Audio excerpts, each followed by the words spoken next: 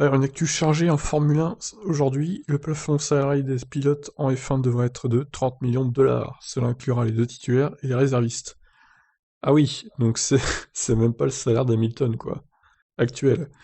Bon, il va falloir faire une coupe salariale, hein, Lewis, là. La Formule 1 semble se rapprocher d'un accord autour des salaires des pilotes. Ceux-ci vont très certainement devenir encadrés dans les années à venir.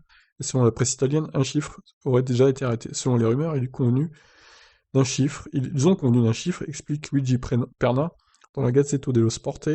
Chaque équipe dans les saisons à venir peut dépenser un maximum de 30 millions de dollars pour les deux pilotes et les réservistes. Les bonus et les droits d'image personnels seront exclus. Donc on peut imaginer pour Hamilton un bonus par victoire, hein, s'il continue suite à cette règle. Les deux seuls pilotes au salaire supérieur à cette limite sont Hamilton et Verstappen, tandis que Charles Leclerc, son approche aussi monégasque, n'a pas voulu s'exprimer officiellement, mais n'a pas caché un certain désaccord.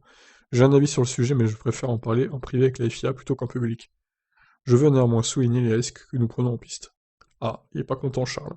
Bon, ben Hamilton, il va pas être très content non plus, je pense. On peut imaginer du coup les deux réservistes à 1 million, euh, 500 000 chacun, on va dire.